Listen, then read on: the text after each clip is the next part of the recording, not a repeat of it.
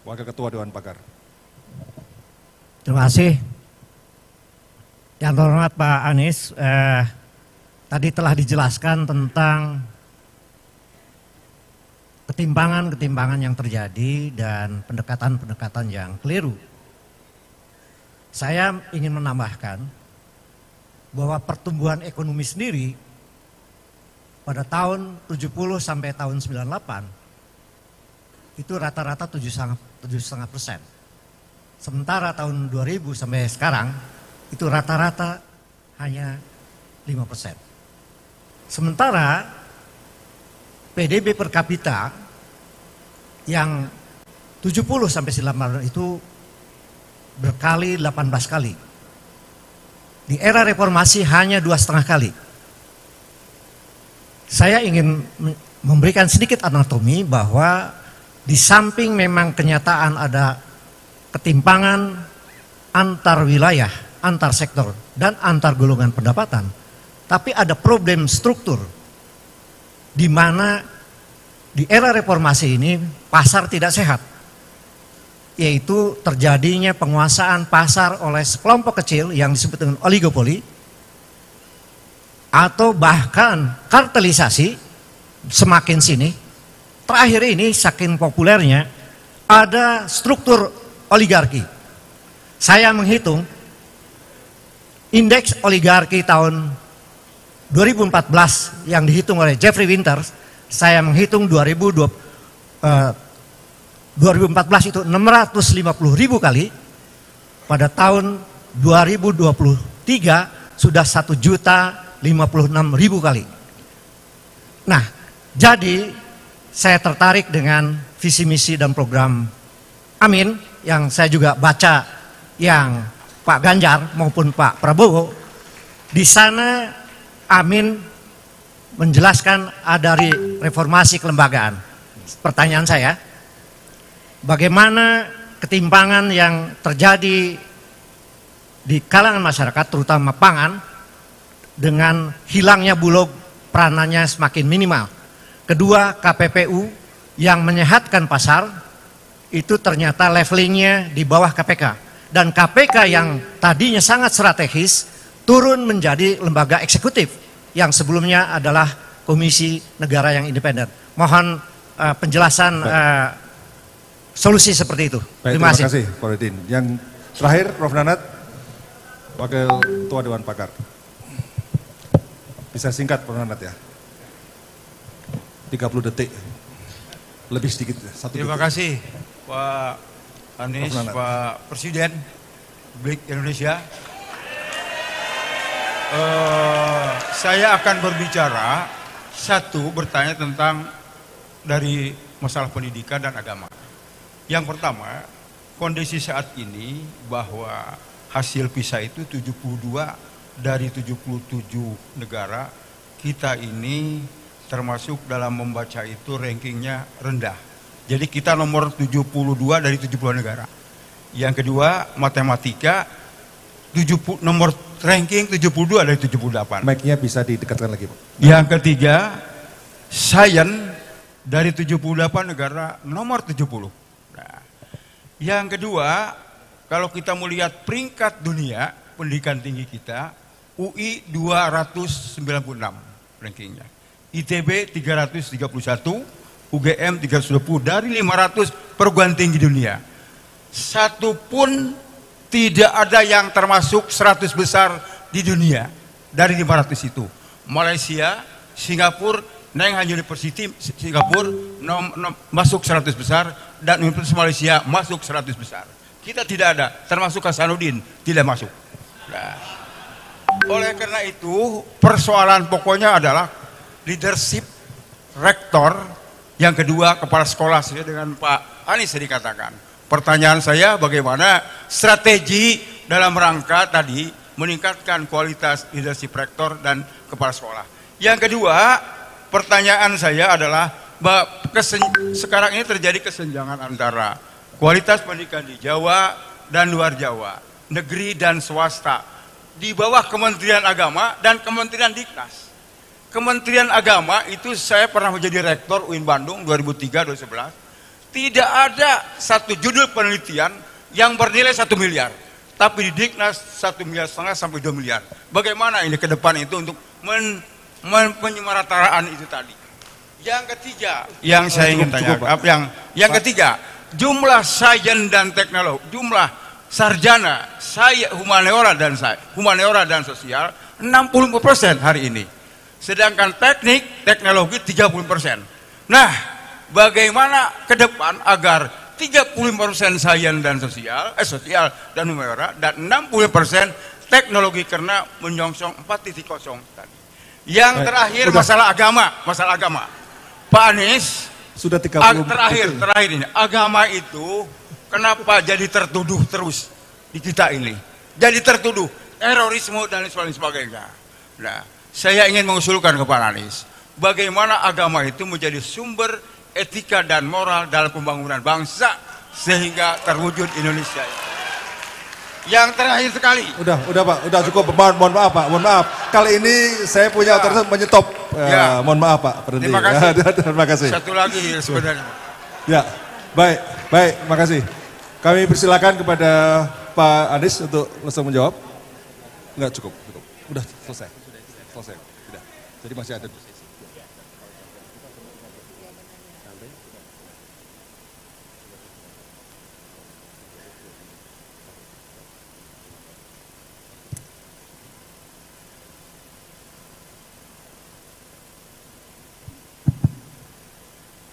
Prof. Nanat banyak betul menunya, Prof. Nanat.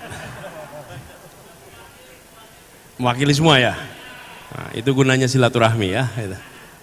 Gini, pertama soal yang disampaikan oleh Prof. Ri tadi, peranan ilmuwan, bagaimana ke depan. Jadi kami melihat bahwa teknokrat dan proses teknokrasi seringkali atau akhir-akhir ini tidak diletakkan di depan di dalam proses penyusunan kebijakan. Seringkali proses politik lah yang diatur. Terus sekalian kalau di dalam bicara managing power gitu ya, itu maka tidak ada 3 unsur kira-kira. Satu adalah power dalam artian politics, kekuatan. Kedua, policy dalam artian kebijakan. Dan ketiga adalah political economy, who gets what, when, where, how much. Itu 3 aspek. Nah, kami melihat yang di depan seharusnya adalah policy, baru kemudian politics, baru kemudian political economy masuk di situ. Nah, kami menyaksikan ini agak bergeser. Jadi ke depan saya melihat ilmu pengetahuan harus dikembalikan menjadi kompas di dalam menyusun kebijakan-kebijakan. Wake up call-nya kapan? Wake up call-nya kapan Bapak sekalian? Pandemi kemarin. Bapak sekalian, pada saat kita diterpa pandemi, saat itu adalah ujian bagi semua pemegang kewenangan di seluruh dunia. Dan saat itu kita punya kesempatan untuk menilai mana pemegang kewenangan yang menggunakan ilmu pengetahuan dan mana pemegang kewenangan yang merendahkan ilmu pengetahuan. Saat itu. Begitu ada pandemi, kenapa? Karena kita berhadapan dengan tabir ketidaktahuan. Mendadak kita ketemu dengan veil of ignorance. Pada saat kita berhadapan dengan tabir ketidaktahuan, maka paling gampang dan paling benar merujuk kata ilmuwan. Kami merasakan di Jakarta. Kami harus mengambil kebijakan-kebijakan, kami merujuk kepada para ilmuwan dan ketemu dengan pemegang kekuasaan lebih tinggi yang tidak menggunakan rekomendasi yang digunakan oleh ilmuwan. Oke? Ini ditemukan di seluruh dunia, bukan cuma di Indonesia. Tapi wake up call-nya peristiwa pandemi. Maka itu kami melihat ke depan, hormati teori, hormati pengetahuan, dan tidak boleh lagi pemimpin mengatakan, itu teori, yang penting pekerjaannya selesai. Nggak bisa. Kalau bekerja hanya teori saja, nanti lain kali jangan bikin kursi kakinya 4. Prakteknya aja bikin kakinya 3. Nggak bisa, karena teorinya kakinya 4. Dan inilah yang kami ingin sama-sama kerjakan. Jadi kami melihat, lalu bagaimana urutannya? 1, prinsip dalam pengambilan kebijakan, prinsip kesetaraan keadilan. Dimensi pertama. Dimensi kedua adalah prinsip kepentingan publik. Dimensi ketiga adalah prinsip akal sehat, evidence, data. Dimensi yang keempat adalah aspek astagfirullah. Apa tadi pertama? Nilai, kemudian kepentingan umum, kesetaraan, kemudian ada satu lagi ini mendadak hilang. Nanti kalau ingat saya munculin lagi. Akal sehat yang ketiga, dan kemudian evidence dan lain masuk ketiga. Nanti saya masukkan tempat. Jadi urutan begitu. Nomor satu harus pegangan nilai. Jadi Prof. Riri, kami melihat ilmu pengetahuan itu menjadi sesuatu yang sangat penting dan ilmuwan penting. Nah, ini saya sambungkan dengan pernyataan yang disampaikan Prof. Nanat tadi. Kampus harus bisa menjadi tempat di mana perasaan bebas berpikir itu hidup di profesor, di guru besar, di dosen, dan di mahasiswa. Supaya kampus terus menjadi mitra dari pemerintah.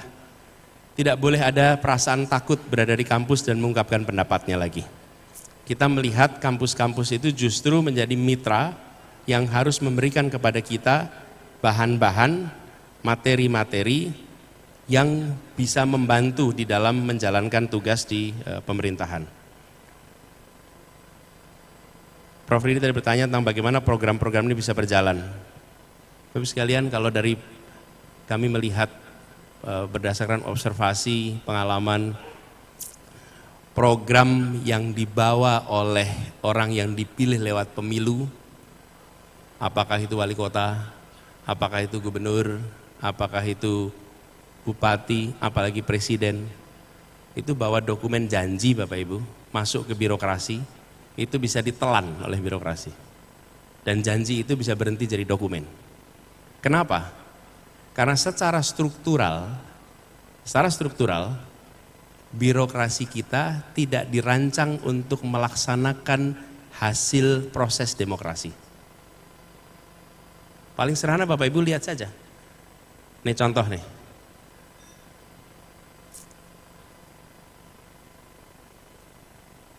Nota keuangan untuk RAPBN tahun 2015 itu diajukan bulan Agustus tahun 2014. Pilpresnya kapan Bapak Ibu? 2014? Juli dan April. Presiden dilantiknya bulan Oktober. Bayangkan, presiden sebelumnya memasukkan anggaran bulan Agustus, presiden yang baru dilantiknya bulan Oktober. Terus yang habis dilantik melaksanakan rencananya siapa?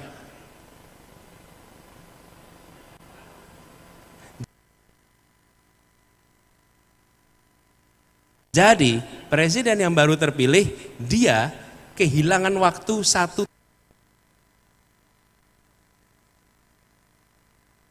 tahun lebih. Kenapa? Karena nota APBN untuk tahun berikutnya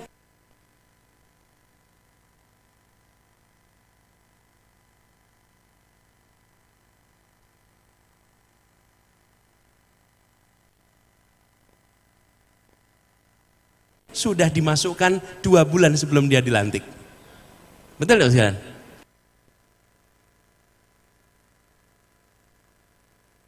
Itu ditemukan di kabupaten, kota, provinsi se-Indonesia. Rancangan struktural ini, problem struktural.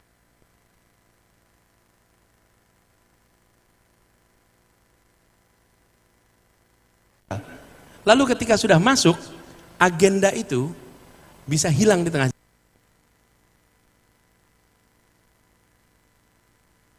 jalan. Itulah sebabnya kami kemarin ketika di Jakarta, kami coba cari jalan keluar.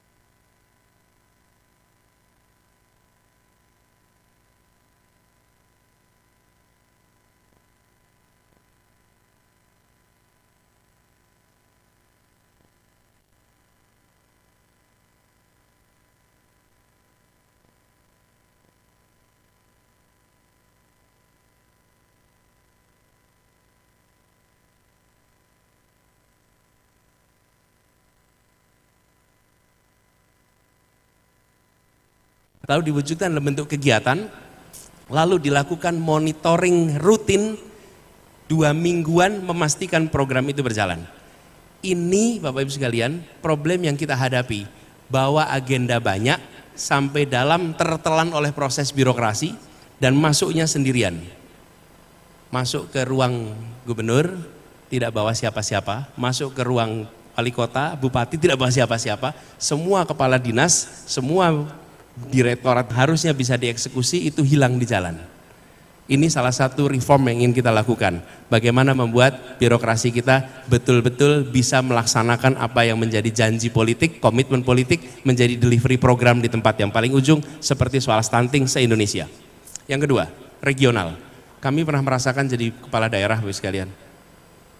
Bapak Ibu boleh cek ke bupati, wali kota. Di sini ada Bu Wakil Wali Kota juga hadir di sini. Ini Bapak Ibu sekalian coba ditanya, wali kota, bupati, pernah tidak dapat arahan di kabupaten Anda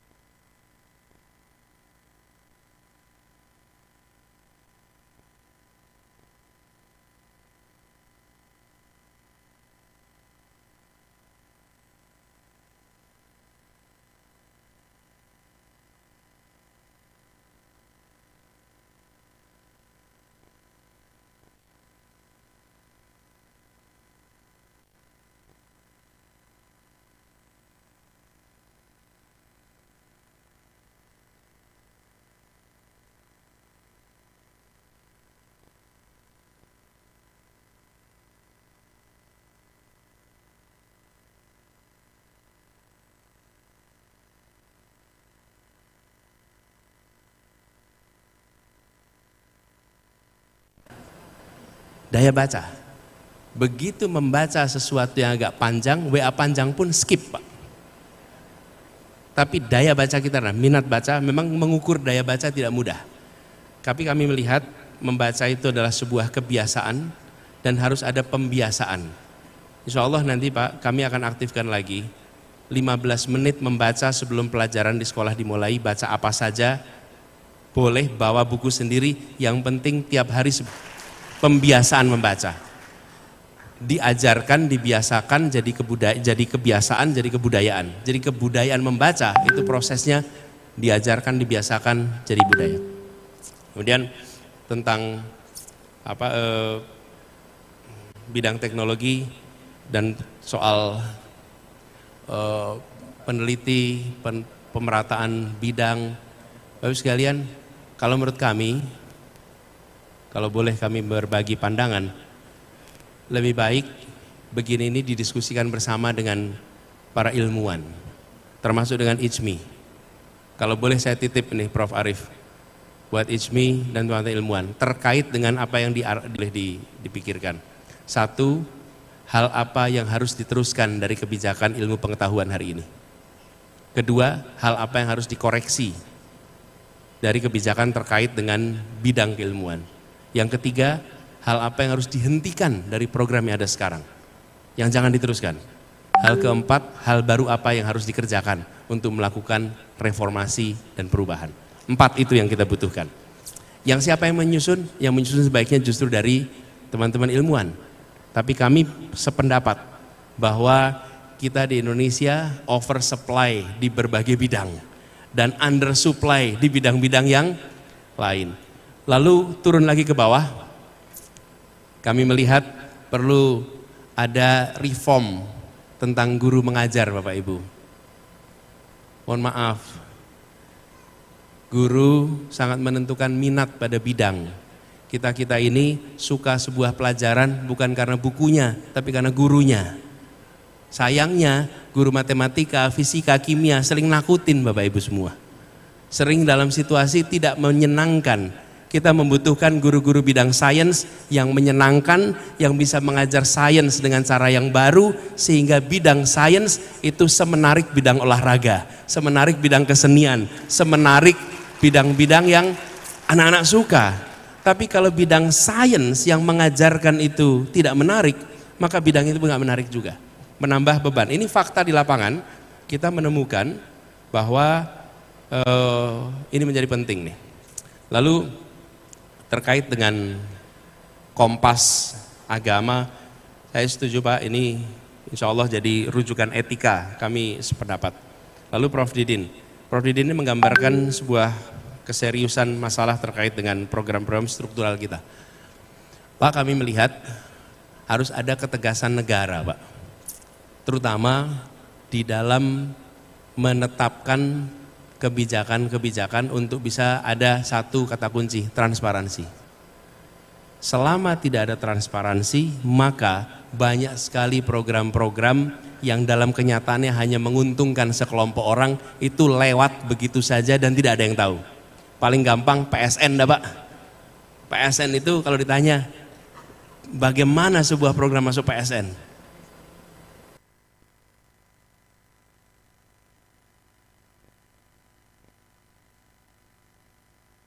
bagaimana KPK itu dikembalikan menjadi institusi yang benar-benar bertaring dan tidak dalam kendali pemerintah lagi. KPK. Karena dengan adanya KPK inilah, maka sektor-sektor strategis itu bisa dicegah. Bisa dicegah. Kami, ini cerita sedikit, kami di Jakarta minta tolong mantan KPK untuk jadi KPK Ibu Kota. Tugasnya apa? Pencegahan. Karena tidak bisa kita melakukan penindakan. Tapi begitu ada pencegahan, Bapak Ibu sekalian, selama kami bertugas di Jakarta, banyak program yang diusulkan oleh birokrasi ketika direview oleh KPK Ibu Kota itu tidak layak untuk dijalankan. Karena ada pertanyaan mendasarnya. Satu, soal governance. Yang kedua, siapa dapat apa, berapa besar, kapan, di mana. Kita seringkali bikin program hanya memberikan kepada sekelompok orang dan sekelompok yang lain tertinggal terus menerus. Kemudian yang berikutnya, peran Bulog. Peran Bulog ini khususnya untuk pada bidang pangan, ini penting sekali untuk kita kembalikan menjadi kepanjangan pemerintah untuk menjaga stabilitas harga jual beras petani. Ini kata kunci. Lalu KPPU betul-betul bergigi. Bukan KPPU yang sekedar menjadi penonton di samping. Kata kunci dari ini semua Bapak Ibu sekalian, jangan kompromi pada rekrutmen komisioner. Mulai dari KPU, KPPU dan seluruh KPK, jangan kompromikan itu. Pilih mereka-mereka yang memiliki kompetensi, berintegritas, rekam jejak yang baik. Sesudah itu berikan kesempatan pada masyarakat untuk mengawasi. Karena kata kuncinya di orang, bukan semata-mata di job desk-nya, tapi justru pada orangnya. Nah, ini akan punya dampak mudah-mudahan Pak bila ini dikerjakan. Tapi kami setuju bahwa ke depan harus ada dari pemerintah garis besar. Siapa yang akan diangkat, siapa yang sudah bisa jalan sendiri. Kalau dalam bahasa sederhana yang kami boleh ungkapkan, membesarkan yang kecil tanpa mengecilkan yang besar. Nah, di pemerintahan itu Bapak Ibu sekalian, proses teknokrasi ini, Bapak Ibu masih ingat GBHN zaman Orde Baru? Masih ingat ya, kita pernah ikut penataran P4, dapat buku tebal sekali itu, isinya GBHN. Apa yang menarik?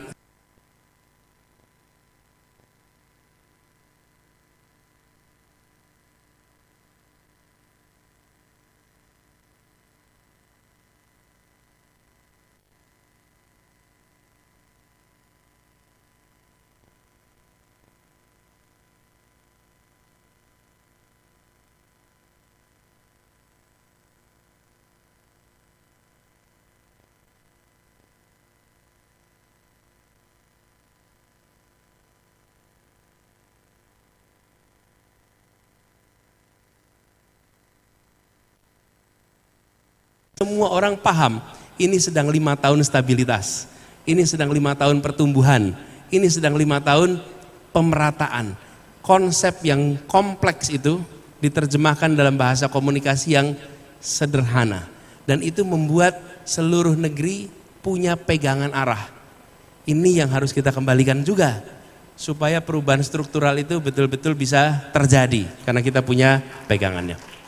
Saya sudah diingatkan waktunya habis, jadi saya ingin sampaikan kepada semua sebagai penutup Bapak sekalian, bahwa kami merasa tanggung jawab yang sedang diembankan ini adalah tanggung jawab bersama. Saya mendapatkan tugas menjadi seorang calon presiden, tugas saya sebenarnya mengajar, lalu saya menjadi seorang calon hari ini. Kami membutuhkan dari semua dukungan, bukan sekedar soal suaranya, tapi gagasan, ide, pikiran. Kami menyadari tidak mungkin dikerjakan sendirian. Pilihan boleh berbeda-beda, tapi kita sedang berbicara tentang Indonesia ke depan dan gagasan-gagasan yang bagus yang bisa menjadi faktor pengungkit kebangkitan kita, faktor pengungkit perubahan kita. Maka dengan senang hati kami berharap bisa mendengar, termasuk dari IJMI ini. Jadi saya tadi sampaikan 4 hal, kalau boleh IJMI sampaikan, apapun juga bidangnya, apa yang harus diteruskan, apa yang harus dikoreksi, apa yang harus dihentikan, dan apa hal baru yang harus dilakukan. Bila dari teman-teman di IJMI ada masukan terkait 4 hal itu, maka kita akan sangat membantu sekali di dalam kita mencoba untuk mendorong perubahan di negeri ini, supaya kita bisa meraih yang kita harapkan sebagai keadilan bagi semuanya. Itu saja barangkali yang bisa saya sampaikan. Terima kasih. Assalamualaikum warahmatullahi wabarakatuh. Terima kasih kepada Bapak Anies Baswedan yang sudah menyampaikan visi misi dan juga menjawab seluruh pertanyaan dari panelis. Dan